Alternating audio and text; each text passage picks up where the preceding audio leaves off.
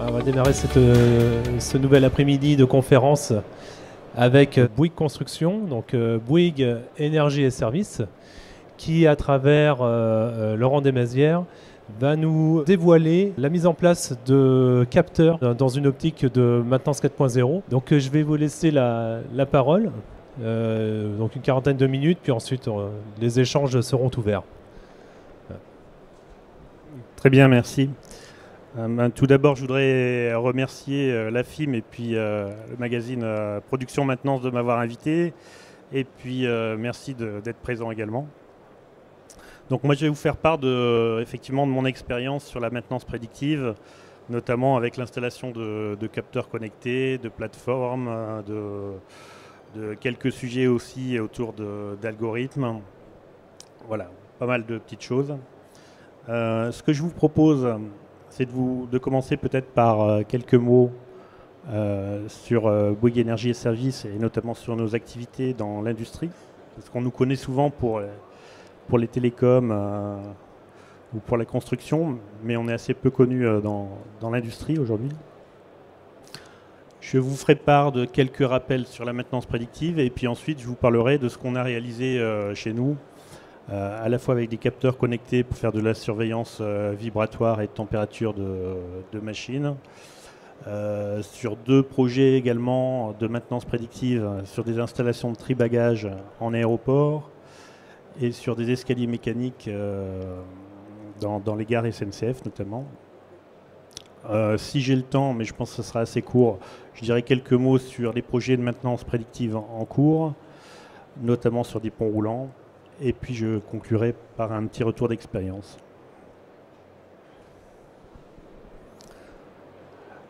Donc déjà, Bouygues Énergie Services, comme on vous l'a précisé en introduction, on fait partie du groupe Bouygues et notamment de Bouygues Construction, avec un pôle énergie et services. Hein. Donc c'est un pôle qui regroupe aujourd'hui 4 entités. Donc Bouygues Énergie et Services, Axione, Plan Groupe qui est très localisé aujourd'hui sur le Canada, et Grafton-Lagan. Donc le chiffre d'affaires, c'est 3,2 milliards d'euros de chiffre d'affaires, 20 000 collaborateurs aujourd'hui, et 54% de l'activité à l'international, avec une forte présence en Europe, notamment France, Angleterre, Suisse, Italie, Allemagne, mais aussi très forte présence au Canada. Et puis après, vous avez en rouge les petits points rouges qui sont plutôt des projets sur lesquels on est présent un petit peu partout dans le monde. Vous m'entendez bien là ou pas ?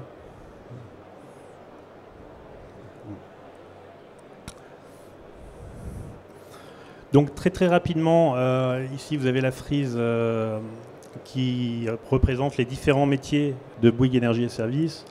Alors c'est assez large puisque ça va de la production d'énergie en passant par le transport, la transformation et le stockage d'énergie et de data. Donc ça c'est un petit peu les métiers historiques de Bouygues Énergie et Services. Les infrastructures, les territoires connectés, les bâtiments connectés, et ce que vous avez sur votre droite au milieu, là, l'industrie, donc avec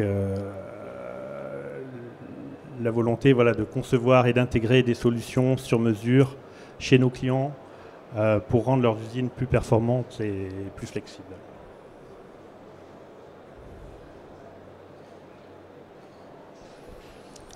Donc le pôle industrie chez nous, comme je l'ai dit, notre métier, c'est vraiment de concevoir, d'intégrer des solutions au service des usines pour les rendre plus connectées, plus flexibles, plus performantes.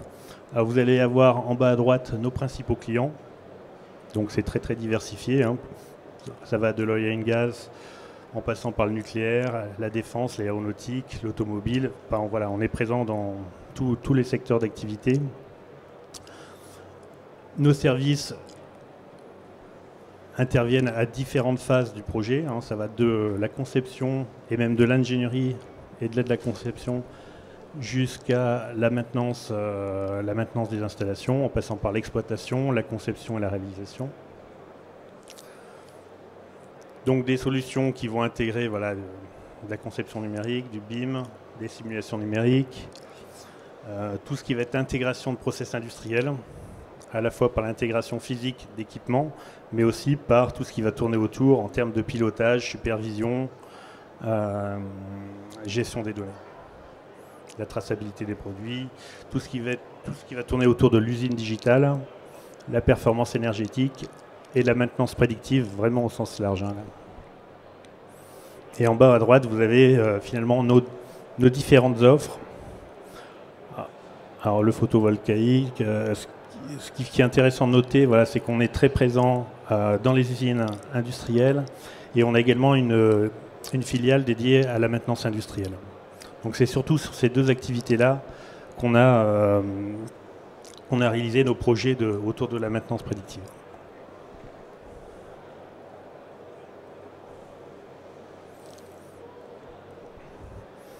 Donc là, je fais un petit peu de redite. Hein, voilà, notre vision, c'est réellement d'apporter à nos clients industriels voilà, des produits, des services et des solutions sur mesure pour les aider à rendre leurs usines voilà, plus performantes, avec plus de compétitivité, plus innovantes, voilà, plus connectées. Donc pour ça, en fait, cette année, on a construit chez nous une offre autour de l'industrie 4.0 qui repose sur 6 expertises, 6 thématiques. Alors, ces 6 thématiques, c'est ce que vous avez ici. Hein, donc on va trouver tout ce qui va être au cœur de la production. Une thématique autour de la conception numérique, l'usine digitale, donc là ça va être tout ce qui est zéro papier. Une 4e thématique sur la traçabilité et la logistique, la performance énergétique et la maintenance industrielle. Et maintenance prédictive, pardon. Donc je ne pense pas que vous arriverez forcément à lire ici, hein, mais voilà, derrière chaque thématique, on a un certain nombre d'offres. Donc si on prend par exemple au cœur de la production, ben, on va trouver tout ce qui va être intégration de robots collaboratifs, par exemple. Des solutions standards du marché, de la robotisation, l'intégration de vision industrielle, le pilotage et la supervision en temps réel des installations et tout ce qui va tourner autour de la mise en place de MES aussi. Sur la conception numérique, ça va être tout ce qui va être BIM, hein, jumeaux numériques notamment. L'usine digitale, ben, on va trouver ouais, effectivement tout ce qui est zéro papier, des outils permettant l'assistance digitale au poste de travail, l'intégration aussi de dashboards numériques. Voilà. Sur la 4e thématique, traçabilité logistique, là on va trouver tout ce qui va être intégration d'AGV et également tout ce qui va tourner autour de la localisation et de la traçabilité des produits dans les chaînes de production ou autour des chaînes de production. Donc la 5e thématique, ça va être la visualisation et la maîtrise des flux d'énergie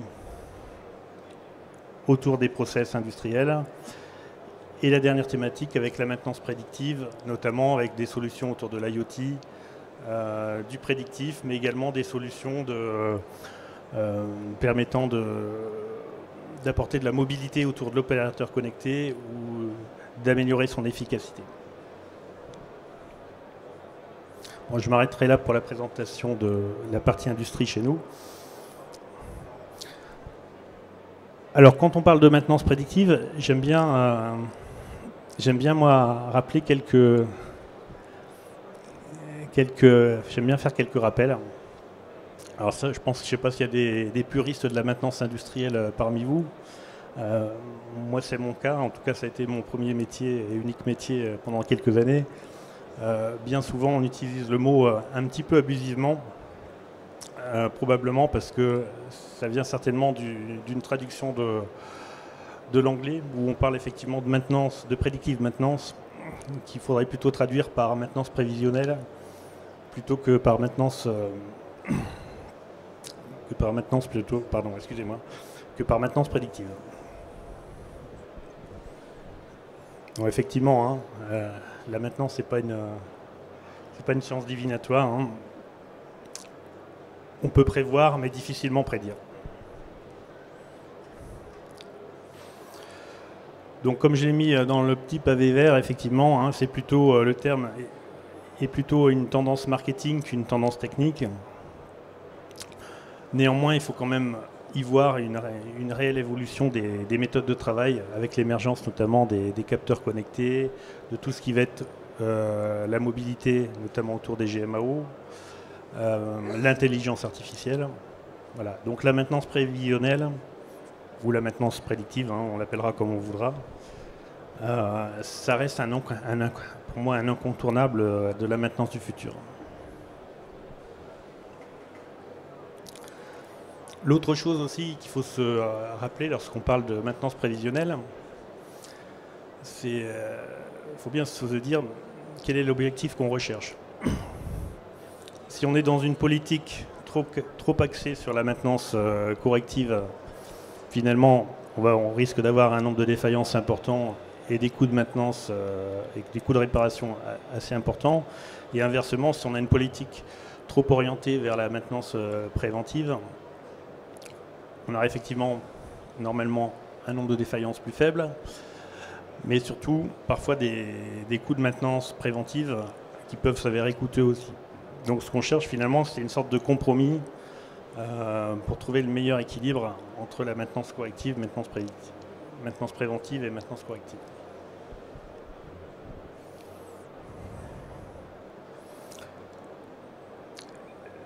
Ce qu'il faut voir également,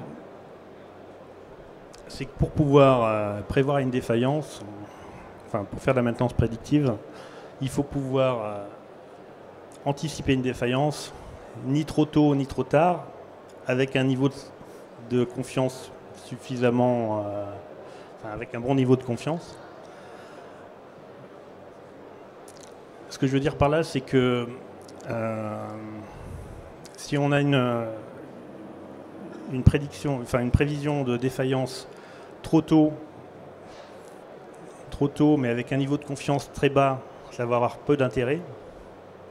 Hein, si je vais prendre un exemple, par exemple, si on vous prédit qu'on va avoir 10% de chance d'avoir une défaillance 3 mois à l'avance, ça ne vous apporte pas grand-chose. Et inversement, si vous avez une prévision de défaillance qui arrive trop tard parce que vous voulez avoir un niveau de confiance trop élevé, ça ne sert à rien non plus. Si vous avez une probabilité de défaillance on va dire de 90-95%, mais seulement à 3 minutes de la panne, vous ne pourrez pas faire grand-chose dans pas mal de cas. Donc ce que je veux dire par là, c'est que finalement, quand on parle de maintenance prévisionnelle, il faut se dire aussi que toutes les familles, enfin tous les équipements ne sont pas forcément des équipements sur lesquels on pourra faire du prévisionnel.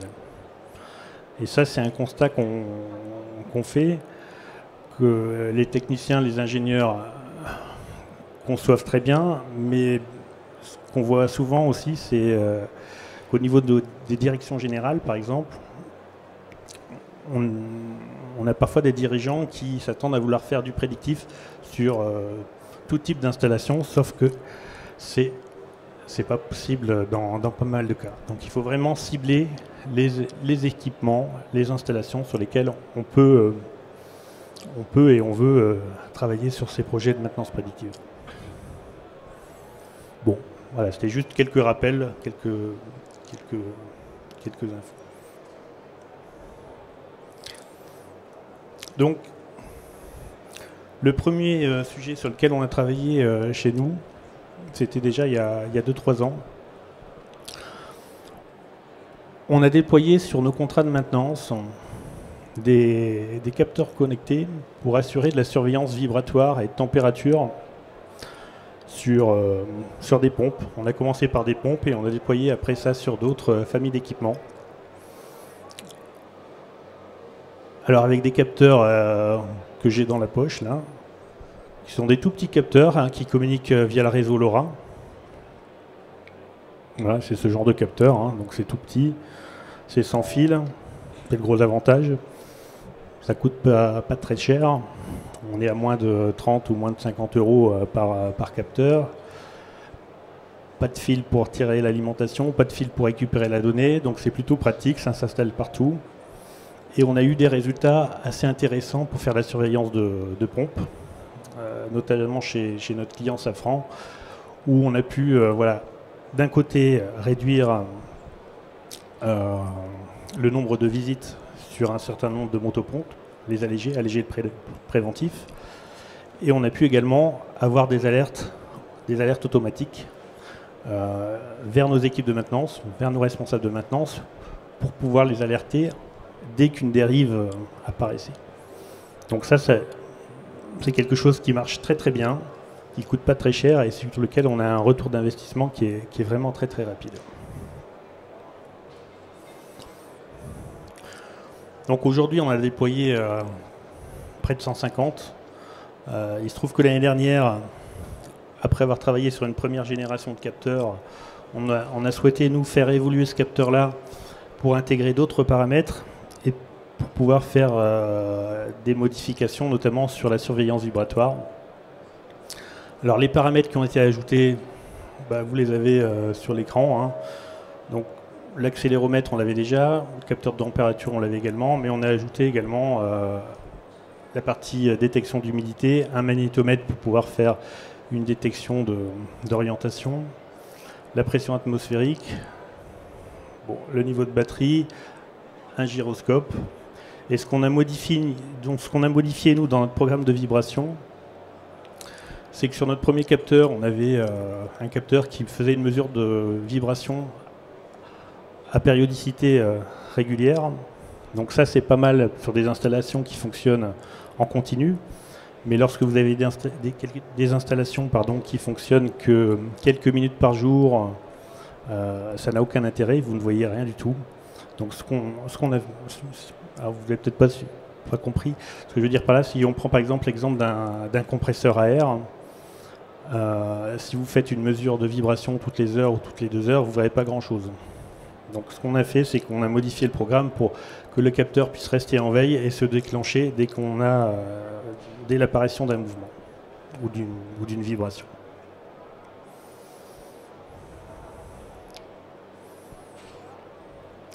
Donc les différentes fonctionnalités, on les retrouve dans les petites flèches en bas. Voilà. Donc à l'intérieur de ce capteur, en fait, on a une dizaine de programmes qui nous permettent de faire à la fois de la mesure de vibration, de la détection de choc, de la détection d'inclinaison. On va pouvoir également faire des calculs de durée d'activité et d'inactivité d'installation. C'est-à-dire si mon installation vibre, c'est qu'elle est en fonctionnement. Si elle ne vibre plus, c'est qu'elle est à l'arrêt. Donc on peut aussi ajuster ces paramètres à distance. La température, le taux d'humidité,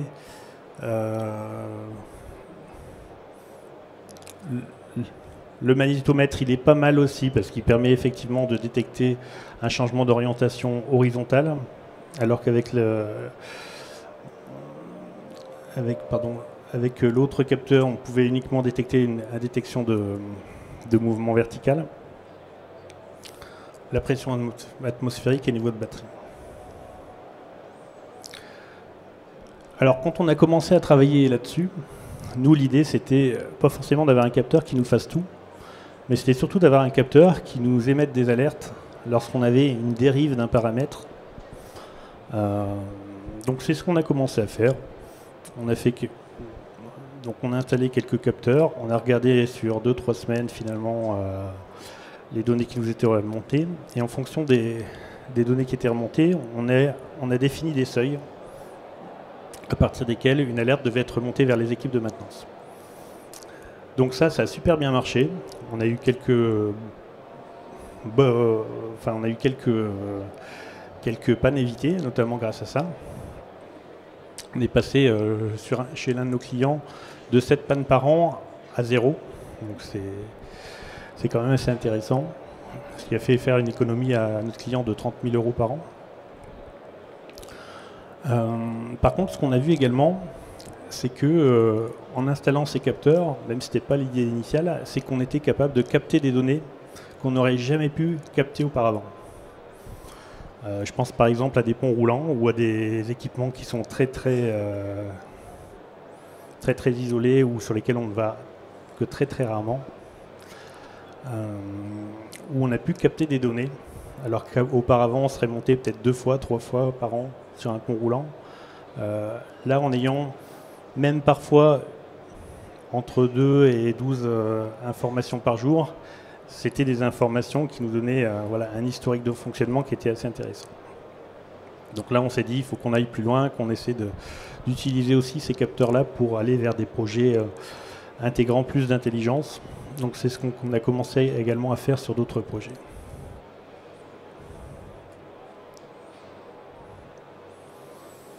Donc là, ce slide-là, c'est une petite synthèse de ce que j'ai pu dire sur nos capteurs. Ce que j'ai peut-être pas dit, voilà, c'est ce que vous avez tout en haut à droite, ici, là. C'est qu'on a la possibilité de programmer à l'intérieur de ce capteur une dizaine de programmes différents en fonction de ce qu'on cherche à faire. Et ce qui est très intéressant, c'est qu'on peut programmer ces capteurs à distance sans aller physiquement sur le terrain. Donc il suffit juste de faire un downlink sur la plateforme. On envoie une information au capteur qui se paramètre dans un nouveau programme. Donc les différents programmes, vous les avez là. Donc on va avoir un capteur pour un programme pour la détection de choc, un autre pour la détection de mouvement vertical. Donc ça peut être intéressant si on veut suivre par exemple qu'une installation ne bascule pas par exemple le jour d'un transfert industriel. On peut avoir des alertes, des programmes sur des alertes en fonction de l'inclinaison qu'il peut y avoir sur certaines installations. Des programmes sur des fourchettes de température ou d'humidité ou de pression atmosphérique. Enfin, voilà, on va avoir différents programmes. Et celui chez nous qu'on l'utilise le plus, c'est celui sur la surveillance vibratoire, puisque effectivement c'est là où on va avoir le plus d'informations, la vibration et la température, enfin en tout cas dans nos domaines industriels chez nous.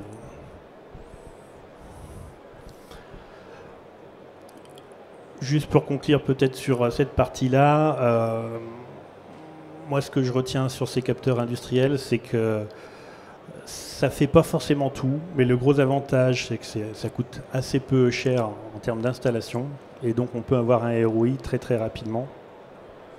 Ça coûte beaucoup moins cher que de travailler sur un projet de maintenance prédictive avec de l'intelligence embarquée, avec l'intégration d'un système de captation de données, un système enfin, il y a toute la partie captation de données, mais aussi toute la partie stockage des données. Donc tout ça, ça peut s'avérer très coûteux. Ici, on a quelque chose d'assez simple et qui fonctionne assez bien dans pas mal d'environnements.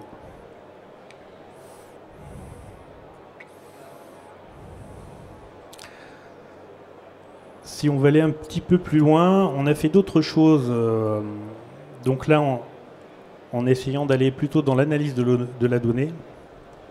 Donc là, c'est un projet qu'on a réalisé, ça doit faire 2 ans et demi, 3 ans, où on a travaillé sur des installations de tri-bagages en aéroport. On a travaillé avec une start-up rouennaise, où on a essayé de trouver une corrélation entre les différents événements qui étaient survenus sur cette installation et les pannes survenues. Alors on a travaillé en 2 phases. Il y a une première phase à froid où on a travaillé sur 5 ans d'historique, où là on a eu des résultats assez concluants, où on a pu effectivement, je crois qu'on a un exemple en bas à droite, là, en bas à droite, où on a pu trouver voilà, une corrélation entre les différentes alertes et la survenue des pannes. Et après, on a une deuxième phase qui était un petit peu plus complexe, notamment puisqu'il avait fallu gérer tout ce qui était sécurité informatique au niveau des aéroports. Mais on a réussi, voilà. Ce qu'on a fait, c'est qu'on a été installer des appliances sur les installations physiques pour capter les informations à la fois des automates, de la GMAO, de la supervision, d'intégrer également des paramètres tels que le nombre de bagages, le poids des bagages. Voilà, donc là on a commencé à travailler en temps réel. Et Alors, ce projet n'a pas été forcément pour nous... voilà, ce que je veux dire, c'est qu'on n'a pas forcément abouti à quelque chose de concluant à la fin, mais on a beaucoup appris sur ce projet de maintenance prédictive. Notamment, on a appris que ce qui nous a bloqué sur ce projet-là, notamment, c'est le fait qu'on n'ait pas suffisamment de vraies pannes. Alors, on avait beaucoup d'aléas au bagage sur ces pannes-là, mais si vous n'avez pas de panne, c'est bête à dire, mais c'est difficile de construire un modèle prédictif.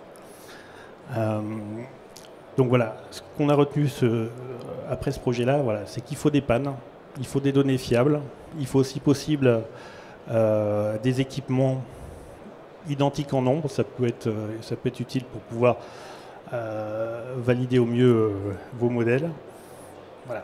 Donc ça, c'est un premier projet qu'on a fait, bon, qui date déjà d'il y a 2-3 ans, hein, qui nous a permis d'avancer sur ces sujets-là. Par la suite, on a travaillé sur un autre projet de maintenance prédictive, donc là, dont l'objectif était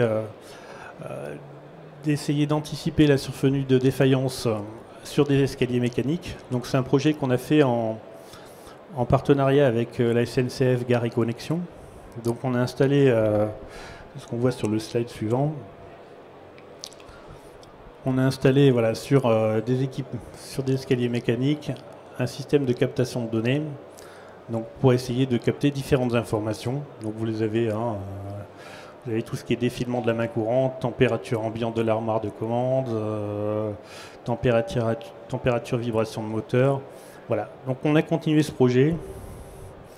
Donc c'est un projet qui était assez intéressant et fait dans un délai assez court. C'était dans le cadre d'un programme et d'un concours sur une durée de 6 mois et qu'on n'a pas forcément poursuivi pour des raisons budgétaires. Mais le projet était quand même très très intéressant. Un des retours d'expérience qu'on a eu sur ce projet-là, c'est que c'est important d'intégrer aussi l'expérience du terrain, l'expérience des hommes de maintenance et de les faire discuter avec les gens qui vont travailler sur les algorithmes. Je me souviens très bien d'une des réunions qu'on a eues de préparation avec une start-up. Alors vous savez, les start-up, c'est beaucoup souvent de jeunes qui sont dans ces start-up-là. Et on a fait venir un expert maintenance de la SNCF, donc un gars qui était à 6 mois de la retraite, un peu un bourru de la maintenance, qui est arrivé en disant de toute façon votre projet ça sert à rien, moi je sais comment ça marche, il suffit que je monte sur l'escalier mécanique, je mets ma main sur la rampe, je fais une montée et en haut de l'escalier mécanique je sais vous dire quelles sont les pièces à changer, etc. Et en fait cette réunion là était vraiment super intéressante et ça a bien matché entre ce personnage là et puis la start-up, parce qu'effectivement elles ont tout de suite compris qu'il fallait essayer de capter son retour d'expérience et de l'utiliser pour pouvoir l'intégrer dans le modèle. Ce qui n'avait pas été forcément le cas dans le premier projet qu'on avait fait, où la start-up avait plutôt essayé de travailler seule de son côté et avait plutôt pour objectif de dire laissez-nous travailler et puis on confrontera les résultats à la fin. Voilà. Donc ça c'est la plateforme, hein. Bon, je n'ai pas grand chose à dire là-dessus, c'est la plateforme qui me permettait de récupérer les informations. Il y avait aussi de l'analyse de vidéos. Bon, par ailleurs on a également d'autres projets en cours, mais là je ne veux pas m'étendre, puisque on en est encore très en amont, puisqu'on vient de définir seulement les capteurs que l'on va déployer sur nos installations, sur nos ponts roulants pour bâtir une offre de maintenance prédictive. Donc vous voyez qu'on a travaillé voilà, sur des problématiques de freinage, de radio, de télécommande. On voit aussi des choses sur lesquelles on ne pourra absolument pas faire de prédiction. Quand on parle de, oui, je ne sais pas si vous voyez, on parle de mauvaise utilisation. Après, prévoir une mauvaise utilisation des opérateurs, ça, je ne sais pas faire. Voilà, donc il y a encore certains projets en cours chez nous. Voilà, l'objectif pour nous, effectivement, c'est d'aboutir, c'est ce qu'on voit là, sur une offre autour de la maintenance prédictive qui va intégrer voilà, différentes choses. Le déploiement de capteurs, tout ce qui va être stockage de données dans le cloud ou sur des serveurs, la modélisation des pannes, le traitement des données, les algorithmes, la surveillance des machines en temps réel. Enfin, voilà, tous ces paramètres. Donc c'est des sujets sur lesquels on travaille. On a quelques partenaires avec qui on travaille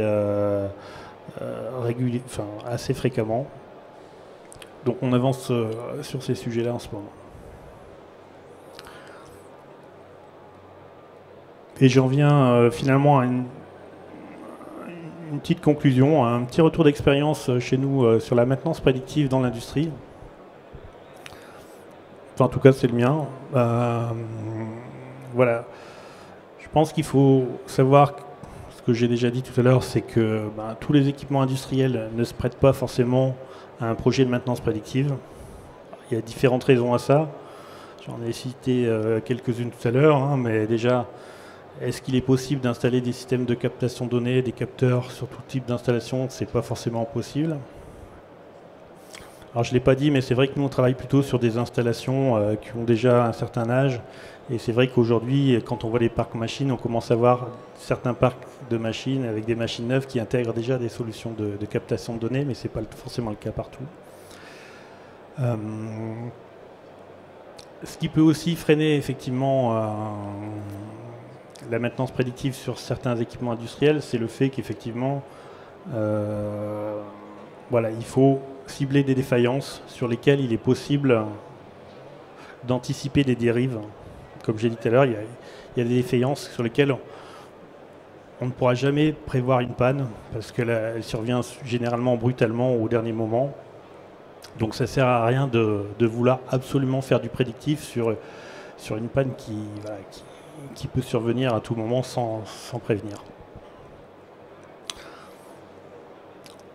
Ensuite, pour que ça marche, je l'ai dit aussi, hein, il vaut mieux cibler des équipements que l'on a en nombre. Si possible, avoir un parc d'équipements homogène, ce qui permet voilà, d'avoir plus de données. Des équipements à forte criticité, ça c'est pas mal aussi. Disposer d'un nombre de défaillances significatif. Si vous n'avez pas de défaillance, comme j'ai dit tout à l'heure, difficile de définir une règle de prédictif. Et puis difficile aussi de la vérifier. Savoir capter l'expérience opérationnelle, intégrer voilà, des gens de l'exploitation, des gens de la maintenance. Ça c'est quelque chose qui me semble important. Ça rejoint un petit peu, je crois, un point que j'ai mis après. C'est que pour moi, il faut impliquer les équipes opérationnelles très tôt sur ces projets-là. Et s'assurer que ça répond à un besoin chez eux ou à un irritant.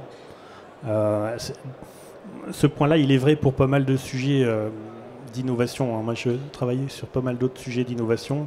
On se rend compte que, voilà, au départ, on est tous convaincus de nos projets d'innovation, mais si on n'implique pas nos équipes sur le terrain très tôt, et si ça ne répond pas à un vrai problème chez eux, à un vrai irritant, ils vont pas suivre, ils vont pas s'en occuper parce qu'ils auront plein d'autres choses à gérer, surtout dans la maintenance où on court après la réparation. Voilà, donc ça c'est un point important. Se poser également la question du ROI. Pour quel ROI? Faire de la maintenance prédictive, oui, mais si ça coûte très très cher pour un résultat faible ou pour des pannes qui finalement sont peu pénalisantes, ça a peu d'intérêt. Donc il faut se poser les bonnes questions. Réfléchir aussi à l'industrialisation de cette solution, parce qu'on peut travailler en mode POC, c'est intéressant. Alors effectivement, ça coûte un petit peu plus cher les premières fois, mais effectivement, il faut raisonner à l'après, comment on va faire pour réutiliser ce modèle, si on a un modèle, pour pouvoir le répliquer sur d'autres installations similaires. Et puis attention également à toutes les contraintes de confidentialité et de sécurité informatique. Enfin, en tout cas chez nous, ou dans la maintenance industrielle, on est plutôt prestataire, on est plutôt chez notre client. Donc c'est des sujets importants auxquels il faut faire attention. Donc voilà pour ma présentation. J'imagine que vous avez peut-être quelques questions. Très bien. Merci beaucoup, Monsieur Desmézières. Effectivement, une présentation très intéressante. J'avais une question par rapport à cette anecdote et la personne de la SNCF, ce responsable maintenance qui avait acquis évidemment une expérience de quasiment toute une vie finalement. Comment est-ce que la start-up qui était en charge de ce projet a réussi à acquérir, à mettre en application cette connaissance? Alors, ce qui s'est passé, c'est que très rapidement, ils lui ont proposé de l'accompagner sur le terrain. Donc, ils sont allés assez rapidement sur le terrain pour qu'il puisse lui montrer effectivement comment il procédait, comment il voyait les choses. Ils l'ont intégré au projet sur la partie conception, captation des données. Ils ont travaillé avec lui sur les paramètres qu'il fallait plutôt cibler et ceux qui étaient importants, ceux qui l'étaient moins. Et ça a plutôt bien matché comme ça. Voilà. Ouais. J'ai d'autres questions pour plus tard. Allez-y, non. Bonjour, Damien Lafarge du CERN. Je m'intéresse beaucoup à ce genre de sujet, en particulier aux balises LoRa, là, qui pour moi révolutionne un peu ce monde de la maintenance prédictive qui était très cher et limité à des équipements très coûteux et très critiques dans le passé. Est-ce que vous avez une expérience de mettre ça en application sur des équipements mobiles comme des chariots élévateurs, par exemple? Vous parliez des ponts roulants qui m'intéressent beaucoup aussi. Sur des équipements mobiles, on a mis ça sur des... Ouais, on a parlé des ponts roulants, on a fait ça aussi sur des transborders. Là, d'ici 15 jours, on devrait les tester parce qu'on a également une activité de transfert industriel. On va les utiliser aussi pour, notamment pour leur aspect localisation, géolocalisation. Donc on fait des choses aussi là-dessus. C'est pas forcément là-dessus qu'on va plus les utiliser dans l'industrie, puisqu'on est plutôt physiquement chez nos clients. Néanmoins, c'est toujours intéressant. Moi, d'ailleurs, j'ai un très bon exemple, c'est qu'un jour, on a installé quelques capteurs sur un site industriel du côté de Strasbourg. Et bizarrement, on a retrouvé un de nos capteurs au Havre, positionné à Havre. Bon. On a compris qu'il avait dû prendre le bateau, ou que la machine avait dû prendre le bateau. On n'a jamais retrouvé le capteur. Merci. Pardon. L'autonomie des capteurs. Alors l'autonomie des capteurs, ça va dépendre du programme et de la fréquence finalement des informations qu'on veut récolter. Sur celui-là, on parle de 3 à 10 ans. Alors, ça peut paraître beaucoup, mais les premiers qu'on a installés, on a encore une remontée d'autonomie de 66%.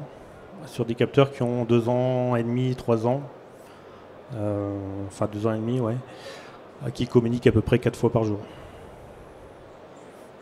Après, je pense que l'autonomie sera plus basse si on a un capteur qui reste, que l'on positionne dans un programme qui reste en veille, mais au prix du capteur, si on voit que l'autonomie, si on se met une alerte à la rigueur, une fois que la batterie arrive à un niveau trop bas, on peut très bien envisager son remplacement facilement.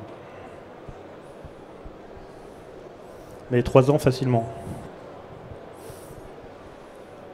Après, il existe aussi d'autres capteurs sur le marché avec des batteries beaucoup plus importantes. Parce que finalement, quand on en démonte un, le plus gros, c'est... vous avez l'émetteur, vous avez les capteurs, et puis le plus gros, c'est la batterie. Donc, ce qui nous a plu dans celui-là, c'est que on a quelque chose qui s'installe facilement, qui n'est pas encombrant, qu'on peut facilement fixer voilà, sur un moteur, sur un compresseur, un peu partout. D'autres questions? Est-ce que vous avez profité d'une synergie particulière avec cette grande entité que représente Bouygues? Alors oui, un petit peu, dans le sens où on a commencé à travailler sur les sujets autour des réseaux LoRa très en amont, il y a 2 ans et demi, 3 ans, où j'ai été allé voir moi le service R&D de Bouygues qui m'avait orienté ensuite vers la filiale de Bouygues Telecom qui s'appelle Obgenius et qui déploie le réseau LoRa. Donc oui, ça facilitait les échanges avec eux. Malgré tout, c'est pas pour ça qu'on a choisi le réseau LoRa, parce qu'on aurait pu très bien cibler un réseau Sigfox. Mais à l'époque, on avait fait le choix quand même de choisir ce réseau LoRa parce qu'il permettait, enfin en tout cas, il était conçu pour assurer une bidirectionnalité des données, ce qui n'était pas prévu à la base chez Sigfox.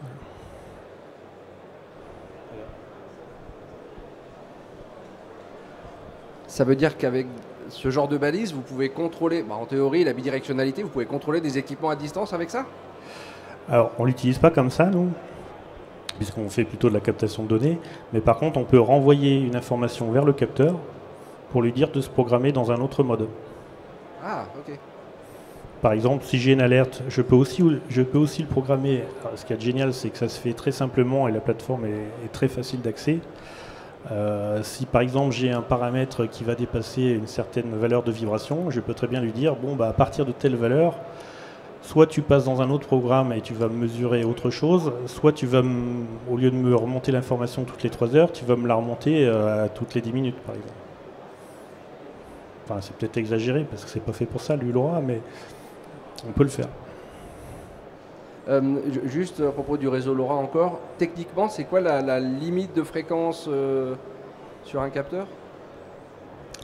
Vous voulez dire De ce que je sais, le réseau LoRa, l'intérêt, c'est que c'est pour des capteurs avec un faible volume de données. Oui. Mais est-ce qu'on interdit de remonter des infos d'un capteur toutes les minutes, par exemple? Ou est-ce que c'est un réglage ponctuellement qui sera possible? Après, ça va être plus le forfait que l'on va prendre chez l'opérateur. On travaille avec le réseau opéré par Obgenius. Normalement, les abonnements sont faits pour une douzaine, voire une vingtaine de messages par jour. Néanmoins, si on le force, moi j'en ai forcé quelques-uns pour avoir plus d'informations, notamment quand on a travaillé sur les escaliers mécaniques, on avait positionné aussi nos capteurs. Dans le meilleur des cas, on arrive à remonter une information toutes les 3 minutes. Enfin, après la batterie, au bout de 3 mois, elle est morte. Hein, mais... On n'a rien sans rien. Mais pour faire un POC, c'est pas mal. Merci. En fait, j'en ai deux. Je suis arrivée un peu en retard, donc je ne sais pas si vous avez répondu. Le réseau, c'était du LoRa privé ou public? Là, j'ai travaillé sur du réseau public, sur le réseau opéré par Bouygues Telecom. Et sur tous les projets, est-ce qu'on vous avait déjà demandé de faire du privé? Alors moi non, mais j'ai quelques collègues qui ont travaillé sur des réseaux privés LoRa aussi. On est capable de le faire.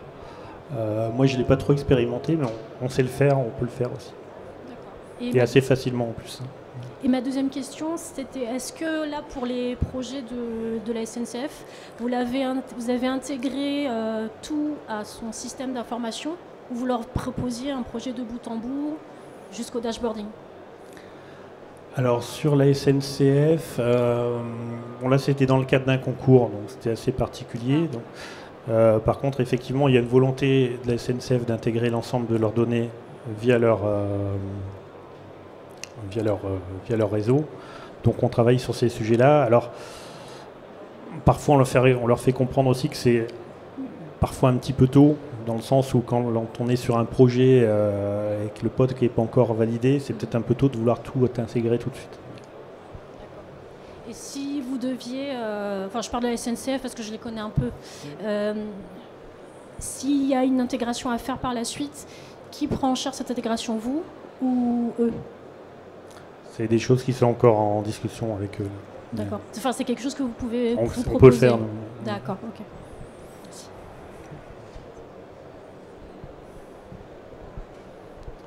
Encore une question? Avant de... Oui? Vous avez parlé du coût des capteurs, donc c'est effectivement pas très cher, entre 30 et 50, mais quid du soft derrière ou des applicatifs? C'est-à-dire pour quelque chose qui vaut 50, si on a un capteur, un pont, je sais pas, un moteur qu'on veut contrôler et avoir un outil logiciel, c'est quoi le ratio? Grosso modo, hein. Après ça va dépendre de la fréquence de récupération des données, hein. Mais on est en 30, là sur ce capteur-là, on est entre 30 et 50 euros, prix de revient du capteur. Le coût d'abonnement, ça va être à peu près ça va être autour de 30 euros par an et par capteur. Et après, il y a un coût d'abonnement à la plateforme si on passe par la plateforme fournie par Bouygues Telecom, mais on peut aussi très bien avoir sa propre plateforme. Donc ça reste relativement intéressant. Moi j'ai une question, est-ce que vous avez, je pense à une fonctionnalité qui est toute bête et très intéressante, juste le fonctionnement, la surveillance du temps de fonctionnement d'un moteur. Est-ce que vous avez des exemples où vous avez couplé ça avec une GMAO ou, alors à défaut de faire de la maintenance prédictive, vous pouvez déjà faire de la maintenance conditionnelle en disant toutes les 1000 heures ou tous les 1000 démarrages de mon moteur, je vais aller faire un truc. Est-ce que vous avez mis ça en œuvre? On ne l'a pas couplé avec les GMAO. Néanmoins, on l'utilise pas mal. Parce que je parlais tout à l'heure de compresseurs, mais sur des compresseurs, ce qui est intéressant, c'est que on peut se dire que si le temps de fonctionnement ou le nombre de démarrages, parce qu'on peut avoir le nombre de démarrages, mais aussi le nombre, la durée de fonctionnement, si ça a tendance à augmenter, c'est qu'on a peut-être un début de fuite dans le réseau. Il y a ce paramètre-là. On a pu aussi vérifier sur des gros sites industriels où on avait plusieurs compresseurs qu'on alternait une semaine sur deux, que c'était bien fait, et on peut le vérifier. Sur d'autres cas, on a pu voir aussi sur un client dans l'aéronautique que certaines pompes, on a des pompes qui fonctionnent en parallèle, et certaines étaient censées être à l'arrêt, et on s'est rendu compte, parce qu'on a donné parfois l'accès à certains de nos clients, et on a pu détecter que des pompes fonctionnaient inutilement alors qu'elles devaient être arrêtées. Donc effectivement ce paramètre-là est très très intéressant aussi. Parce qu'on peut avoir effectivement des informations sur le fonctionnement de l'installation.